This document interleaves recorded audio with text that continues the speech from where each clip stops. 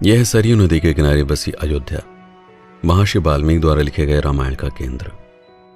बालकांड के अनुसार श्री राम का जन्म भी यहीं पर हुआ और उत्तरकांड में गुप्तार घाट पर जल समाधि लेने के साथ ही उनका समापन भी। गुप्तार घाट 19वीं सदी में अयोध्या के राजा दर्शन सिंह द्वारा बनवाया गया मंदिर आज भी घाट पर मौजूद है।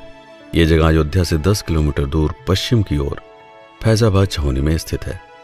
इतिहासकारों के अनुसार 600 साल पहले 16वीं सदी में जिस समय भारत में विदेशी आक्रमणकारी मंदिर और मूर्तियों को तोड़ रहे थे, तब अयोध्या के संतों ने जन्मभूमि में विराजमान श्री राम के प्रतिष्ठित मूर्ति को गुप्तार घाट नामक स्थान पर जल समाधि देकर रेत में दबा दिया था। बाद में यही प्रतिमा रानी कुंवरी गणेश ओरछा लेकर गई और वहां स्थापित कर गए राजा राम मंदिर का निर्माण करवाया। इसीलिए आज भी ओरछा को बुंदेलखंड की अयोध्या कहकर पुकारा जाता है। नागेश्वर मंदिर और राम की पेड़ी। पुराणों के अनुसार अयोध्या को श्री राम के पूर्वज मनु व इक्ष्वाकु ने स्थापित किया था। इन्हीं के 64वें वंशज श्री राम के बाद उजड़ी हुई अयोध्या को कुश ने फिर से बसाया। लेकिन अयोध्या कितनी बार बसी, कितनी बार उजड़ी, इसका कोई भी उल्लेख ना तो पुराणों में मिलता है न ही इतिहास में। कुछ विशेषज्ञ ऐसा मानते हैं कि उज्जैन के राजा विक्रमादित्य ने लगभग 2000 वर्ष पहले अयोध्या के प्राचीन नगर की खोज करने के लिए सरयू नदी के किनारे कई प्राचीन शिव मंदिरों की प्रामाणिकता को लेकर गहन अध्ययन किया। विक्रमादित्य के नवरत्नों में कालिदास, घटकपर, वेताल भट्ट, शपणक, वाराह मिहिर, वररुचि, शंकु, अमर सिंह एवं धन्वंतरी शामिल थे। इन लोगों ने रामायण के आधार पर अयोध्या को खोजने एवं पुनर्निर्माण में महत्वपूर्ण भूमिका निभाई। आखिरकार उनकी यात्रा 12 ज्योतिर्लिंगों में से एक नागेश्वरनाथ मंदिर पर आकर समाप्त हुई। इस जगह पर सरयू नदी का बहाव पूर्व दिशा की तरफ हो जाता था। मंदिर को लेकर पौराणिक कथा थी कि राम के पुत्र कुश की पत्नी नागवंश से होने के कारण भगवान शिव की उपासक थी। सरयू में स्नान करने के बाद वह रोज अपनी पत्नी के साथ अयोध्या की सुख समृद्धि के लिए इसी मंदिर में ध्यान किया करते थे। आज भी यह मंदिर सरयू नदी के किनारे राम की पेड़ी नामक घाट पर स्थित है। आज की अयोध्या जिस रूप में दिखाई पड़ती है, उसकी रूपरेखा राजा विक्रमादित्य के नवरत्नों द्वारा तैयार की गई थी। माना जाता है कि उन्होंने एक वर्ष के प्रत्येक दिन के लिए रामायण के प्रत्येक पात्रों के लिए 365 मंदिरों का निर्माण करवाया था। इसमें वराह मिहिर का ग्रह नक्षत्रों की स्थिति के आधार पर अयोध्या को वास्तु शास्त्र के सर्वथा अनुकूल बसाने में गहरा चिंतन था। उन्होंने न सिर्फ इस नगर को बसाया बल्कि रामायण के सभी पात्रों के नाम पर कई भव्य मंदिर एवं घाटों का निर्माण किया, जिसके बाद समय समय पर इस नगर की भव्यता ने लोगों को यहां पर आकर्षित किया। आगे चलकर कई राजा, संत एवं अलग अलग धर्मों के लोगों ने यहां पर अपने अपने आस्था के केंद्रों को भी स्थापित किया, जिसमें बौद्ध, जैन, मुगल आदि विभिन्न धर्मों से लेकर गुप्त, नंद, मौर्य एवं शुंग वंश के राजा भी शामिल थे। जन्मभूमि एवं कार्यशाला। नागेश्वरनाथ मंदिर के आसपास कई ऊंचे टीले थे, जो यहां पर रहने वाले नागरिकों के लिए आस्था के प्रमुख केंद्र थे। सबसे प्रसिद्ध टीला था राम टीला, जिस पर काफी प्राचीन बने भवनों के अवशेष थे। स्थानीय लोगों के अनुसार यहां दशरथ की सबसे बड़ी पत्नी कौशल्या का भी महल था। इसी महल में श्री राम का जन्म हुआ। पुराने अवशेषों को फिर से जीवंत करने के लिए विक्रमादित्य ने इसी टीले के चारों तरफ एक विशाल कोट का निर्माण करवाया और तब से इसे श्री राम जन्मभूमि राम कोट के नाम से जाना गया। हजारों वर्षों तक चले बाहरी आक्रमणकारियों ने अयोध्या को जीतने के लिए हमेशा इसी कोट को निशाना बनाया। कोट के भीतर बने राम मंदिर को सबसे अधिक क्षति पहुंचाई मुगल शासक बाबर के सेनापति मीर बांकी ने। उसने कई मंदिरों को तुड़वाकर उसके मलबों से बाबरी मस्जिद का निर्माण करवाया। तब से ना जाने कितने राजाओं ने राम जन्मभूमि पर अधिकार करने के लिए कई युद्ध किए, अपने प्राण त्यागे। कई कारसेवक बाबरी मस्जिद को ध्वस्त करते हुए पुलिस द्वारा चलाई गई गोलियों से शहीद हुए। आज भी अयोध्या के कारसेवकपुरम में राम मंदिर का वह ढांचा रखा है, जिसको साकार होता देखने के लिए समय समय पर सैकड़ों लोगों ने बलिदान दिए। आखिरकार एक लंबे विवाद के बाद डॉक्टर बेबीलाल की खनन रिपोर्ट को ध्यान में रखते हुए सुप्रीम कोर्ट के 5 जजों की बेंच ने सर्वसम्मति से 9 नवंबर 2019 को श्री राम मंदिर के निर्माण का ऐतिहासिक फैसला सुनाया, जिसके बाद श्री राम जन्मभूमि न्यास नामक स्थान पर मंदिर निर्माण के लिए कार्यशाला बनाई गई। अयोध्या में आने वाले पर्यटक यहां आकर राम मंदिर निर्माण के कार्य के साक्षी बन सकते हैं। हनुमानगढ़ी। दूसरा था हनुमान टीला, जिसके बारे में कहा जाता था कि श्री राम ने जल समाधि से पहले हनुमान को अयोध्या की रखवाली की जिम्मेदारी देते हुए इसी टीले पर बने महल में रहने का आदेश दिया। यह इतना ऊंचा टीला है कि यहां से आप पूरी अयोध्या को देख सकते हैं। राजा विक्रमादित्य ने यहां पर भी एक दृढ़ कोट का निर्माण किया, लेकिन 17वीं शताब्दी आते आते ये कोट भी बाहरी आक्रमणकारियों एवं काल की मार से खंडार हो गया। 1740 में अवध के नवाब शुजाउद्दौला के बीमार बेटे की जान बचाकर निर्वाणी अखाड़ा के शिष्य अभय राम ने हनुमान कोट में एक भव्य मंदिर के निर्माण की इच्छा व्यक्त की। नवाब के आदेश पर 52 बीघा जमीन मंदिर को उपलब्ध कराई गई।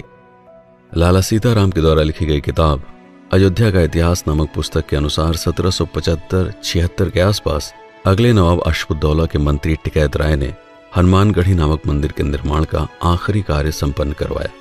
श्री राम जन्मभूमि के बाद अयोध्या में आने वाले पर्यटकों के लिए यह सबसे अधिक आकर्षण एवं श्रद्धा का केंद्र है। लक्ष्मण टीला। तीसरा था लक्ष्मण टीला। विक्रमादित्य को यहां भी खंडार हो चुके महल के अवशेष प्राप्त हुए। यह ऐसा स्थान था जहां से अयोध्या के पश्चिमी छोर पर दूर तक नजर रखी जा सकती थी। मान्यता थी कि यहां श्री राम ने लक्ष्मण जी के लिए एक किले का निर्माण करवाया था, जिस पर रहते हुए ऊंचाई से ही पश्चिम से आने वाले शत्रुओं की जानकारी मिल सके। आज यह किला एक नए स्वरूप में सरयू नदी के किनारे मौजूद है, जहां से नदी के विस्तार को भली भांति देखा जा सकता है। विक्रमादित्य से लेकर आज तक ये टीला लगभग 2000 साल का परिवर्तन अपने भीतर समेटे अडिग खड़ा है। धर्मशास्त्री ऐसा मानते हैं कि लक्ष्मण ने गोमती नदी के किनारे एक नया नगर बसाया था, जो लक्ष्मणपुरा के नाम से पुराणों में मिलता है। विशेषज्ञों के अनुसार आज का लखनऊ ही पौराणिक काल का लक्ष्मणपुरा हो सकता है। यहां भी लक्ष्मण टीला नामक एक जगह है, जिसे आजकल टीले वाली मस्जिद के नाम से जाना जाता है। मणि पर्वत। चौथा टीला था मणि पर्वत, जिसके बारे में मान्यता है कि राम और सीता सावन के महीने में चारों तरफ फैली हरियाली को देखने के लिए और साथ में झूला झूलने के लिए यहां आते थे। आज भी सावन के महीने में स्थानीय लोग यहां आकर श्री राम और माता सीता की मूर्तियों को झूला झुलाकर उस परंपरा का पालन करते हैं। विक्रमादित्य ने इस टीले पर भी एक मंदिर का निर्माण करके इसको पुनः जीवंत किया। भारतीय पुरातत्व विभाग के अनुसार महात्मा बुद्ध ने अयोध्या में 6 वर्ष इसी मणि पर्वत पर बिताकर अपने शिष्यों को बौद्ध धर्म का उपदेश दिया। सम्राट अशोक के द्वारा बनवाया गया एक स्तूप आज भी यहां मौजूद है। पर्वत के पास में ही प्राचीन बौद्ध मठ के साथ ही पीछे की तरफ मुगलों के समय में बनाई गई एक कब्रगाह भी मौजूद है। कनक भवन। कनक भवन के बारे में मान्यता है कि इसे महारानी कैकेयी ने सीता जी को मुंह दिखाई में दिया था। तब इसकी दीवारें सोने से अलंकृत थी। महाभारत कालीन कथा के अनुसार श्री कृष्ण जब यहां पर आए तो उन्होंने खंडार हो चुके भवन का पुनर्निर्माण करवाया, लेकिन हजारों वर्षों बाद समय और आक्रमणकारियों के ध्वंस से जब वह फिर से खंडार हो गया, तब 1891 में ओरछा के सूर्यवंशी बुंदेली राजा सवाई महेंद्र प्रताप सिंह की पत्नी ने यहां पर मंदिर के भीतरी भाग का निर्माण करके राम और सीता जी की मूर्ति को स्थापित किया, जिनके ऊपर सोने का मुकुट शोभायमान है। मंदिर के बाहरी भाग का निर्माण टीकमगढ़ बुंदेलखंड के महाराजा की पत्नी वृषभान कुमारी ने करवाया। कनक भवन का वर्तमान स्वरूप बुंदेलखंडी राजाओं की ही देन है। रामायण भवन। श्री मणिराम दास छावनी में स्थित है वाल्मीकि रामायण भवन। यहां संगमरमर के पत्थरों पर पूरी रामायण संस्कृत भाषा में लिखी है। देश विदेशों में रहने वाले हिंदू धर्म के लोग यहां राम नाम लिखकर जमा करते हैं। श्री नित्य गोपाल दास जी महाराज ने सन 1976 में इसे स्थापित किया था। अशर्फी भवन। लगभग 80 साल पहले रामानुज संप्रदाय के संत मधुसूदनाचार्य ने जब जमीन खरीदकर मंदिर का निर्माण शुरू करवाया, तब नींव की खुदाई में सोने की अशर्फियों से भरा हुआ एक कलश मिला, जिसके कारण इसका नाम अशर्फी भवन पड़ गया। लक्ष्मी नारायण के इस मंदिर में संस्कृत पाठशाला के साथ ही धार्मिक आध्यात्मिक संस्कारों की शिक्षा भी दी जाती है। राजद्वार मंदिर। इसे अयोध्या का सबसे ऊंचा मंदिर कहा जा सकता है। मान्यता अनुसार रामकोट में आने के लिए यह मुख्य प्रवेश द्वार था। विक्रमादित्य के जीर्णोद्धार कराने के बाद कई राजाओं ने समय समय पर इसकी मरम्मत कराई, जिसमें राजा दर्शन सिंह से लेकर राजा जगदंबिका प्रताप सिंह तक शामिल थे। कहते हैं कि इसके गुंबदों पर सोने का आवरण चढ़ा है। यह मंदिर हनुमानगढ़ी के ठीक बगल में स्थित है। सूर्य कुंड। यहां के बारे में मान्यता है कि एक बार राजा दर्शन सिंह शिकार खेलते हुए जब यहां पर रुके तो पास में एक छोटे से गड्ढे में भरा हुआ पानी पीकर वो चकित रह गए।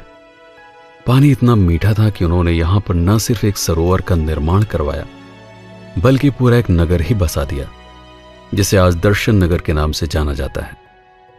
खुदाई में मिले एक विशाल पत्थर को तराश कर सूर्य देव की मूर्ति बनाकर यहां स्थापित की गई। भरत कुंड या नंदीग्राम। अयोध्या से 15 किलोमीटर दूर दर्शन नगर भरत कुंड मार्ग पर नंदीग्राम नामक स्थान है। पौराणिक कथा के अनुसार जब राम वनवास के लिए चले गए तब उनके वियोग में राजा दशरथ का देहांत होने पर भरत ने इसी कुंड में उनका पिंडदान किया था। कुंड के दूसरे छोर पर आज भी लोग पूर्वजों का पिंडदान करके बिहार के गया जाने की शुरुआत करते हैं। यहां से कुछ ही दूरी पर वो स्थान है जहां पर भरत ने श्री राम की अनुपस्थिति में उनकी पादुकाओं को पूजते हुए 14 वर्षों तक एक सन्यासी की तरह सभी सुखों का त्याग करके अयोध्या का राज कार्य संचालित किया था। यहां स्थित एक कुएं के बारे में मान्यता है कि इसमें भरत ने चित्रकूट से वापस लौटते समय अपने साथ लाए हुए 7 कूपों का जल संग्रहित किया था। 24 अक्टूबर 1918 से प्रारंभ होकर निरंतर 14 वर्षों तक यहां सीताराम का अखंड जाप होता रहेगा। मखौड़ा धाम। अयोध्या से 15 किलोमीटर दूर बस्ती जिले में स्थित है मखौड़ा धाम। यहां पर संतान का सुख पाने के लिए लोग हवन एवं पूजन करते हैं। पौराणिक मान्यता के अनुसार यही वो स्थान है जहां पर राजा दशरथ ने श्रृंगी ऋषि के मार्गदर्शन में पुत्र पाने के लिए यज्ञ किए थे, जिसके परिणाम स्वरूप राम, लक्ष्मण, भरत एवं शत्रुघ्न पैदा हुए। आज भी दूर दूर से लोग यहां गहरी आस्था लेकर आते हैं। इन मंदिरों के अलावा आपको अयोध्या की हर गली, हर सड़क पर कोई न कोई आकर्षक मंदिर व ऐतिहासिक भवन दिख जाएंगे, जैसे दशरथ महल। हनुमानगढ़ी से कनक भवन की तरफ जाते समय यह मंदिर रास्ते में पड़ता है। मान्यता है कि इस महल को राजा विक्रमादित्य ने उसी स्थान पर बनवाया था जहां पर राजा दशरथ का वास्तविक महल हुआ करता था। तुलसी स्मारक भवन। इस दिव्य स्थान पर श्री रामचरितमानस की रचना हुई। राज सदन। यह अयोध्या के राजा दर्शन सिंह का महल है। आज भी अयोध्या के वर्तमान राजा यहां पर निवास करते हैं। सुग्रीव टीला। श्री राम ने सुग्रीव के लिए यह किला बनवाया था। रत्न सिंहासन। यहां श्री राम का राज्याभिषेक हुआ था। छोटी देव काली। यहां सीता जी द्वारा शादी के बाद मायके से लाई गई मूर्ति स्थापित की गई। स्वर्ग द्वार। सरयू नदी के किनारे सबसे पहले इसी घाट का निर्माण हुआ था। भगवान कालीराम। यह मंदिर नागेश्वर नाथ के पास ही है। विक्रमादित्य के समय की मूर्तियां जो पहले राम जन्म स्थान पर थी अब यहां स्थापित है। ब्रह्म कुंड। इसका मूल नाम ब्रह्म तीर्थ है। गुरु नानक देव जगन्नाथपुरी जाते समय अयोध्या के इसी स्थान पर ठहरे थे। गुरु गोविंद सिंह का भी इधर आगमन हुआ था। इसके अलावा नल नील टीला, अंगद टीला, कुबेर टीला आदि भी पौराणिक स्थान है। इनके अतिरिक्त अयोध्या में सरयू नदी पर कई घाट हैं। कुछ घाटों के नाम श्री राम व उनके परिवार के सदस्यों के नाम पर हैं, जैसे राम घाट, कौशल्या घाट, सुमित्रा घाट, कैकेयी घाट, लक्ष्मण घाट, जानकी घाट। इसके अलावा राजघाट, अहिल्याबाई घाट, चक्र तीर्थ घाट, गुप्तार घाट, विष्णुहरि घाट, प्रहलाद घाट, नागेश्वर नाथ घाट, वासुदेव घाट, पाप मोचन घाट, स्वर्ग द्वार घाट, नया घाट आदि। अयोध्या में लगभग 31 कुंड या सरोवर हैं, जैसे राम सरोवर या राम तीर्थ, दशरथ कुंड, भरत, लक्ष्मण, शत्रुघ्न, सीता, मांडवी, हनुमान, सुग्रीव, विभीषण, राधा, रुक्मणी व सूर्य कुंड आदि। यहाँ प्रमुख 7 अखाड़े हैं: निर्वाणी, खाकी, दिगंबर, निर्मोही, संतोषी, निरालंबी, महानिर्वाणी अखाड़ा, रघुनाथ दास जी की छावनी एवं बाबा रामदास जी की गद्दी। यात्रियों के रुकने के लिए यहाँ पर लगभग हर मंदिर के साथ धर्मशालाएं हैं, जैसे कन्हैयालाल धर्मशाला, बिरला धर्मशाला, बंबई की सेठानी की धर्मशाला, भावनगर की रानी की धर्मशाला, सेठ मोहनलाल, सेठ लखनऊ वाले, सेठ सूरजमल, सेठ शिव नारायण की धर्मशाला आदि। यहाँ पर यात्रियों के रुकने के लिए उचित व्यवस्था होती है। अयोध्या धाम में पूरे वर्ष ही पर्व उत्सव मनाए जाते हैं, साथ ही कई मेले भी लगते हैं। जैसे रामनवमी, रामानुज जयंती, जानकी जन्मोत्सव, सरयू जयंती, रथ यात्रा, तुलसी जयंती, गुप्तार घाट का मेला, रक्षाबंधन, रामलीला, भरत मिलाप, हनुमान जयंती, कार्तिक पूर्णिमा, श्री राम विवाह, महाशिवरात्रि आदि। इतनी जानकारियों को समेटने के बाद भी संभव है अभी बहुत सारी चीजें छूट गई हों। वीडियो को देखने के बाद अगर कुछ और महत्वपूर्ण स्थान छूट गए हों तो कृपया कमेंट में जरूर बताइएगा। भविष्य में जब कभी भी इसका अगला संस्करण प्रकाशित होगा तो उसमें उन सभी को भी शामिल किया जाएगा। वीडियो अगर उपयोगी लगा हो तो लाइक करना मत भूलिएगा। मैं हूं पीके सिंह और आप देख रहे हैं प्रतापगढ़ हब। इस वीडियो पर अपना समय बिताने के लिए आपका बहुत बहुत धन्यवाद।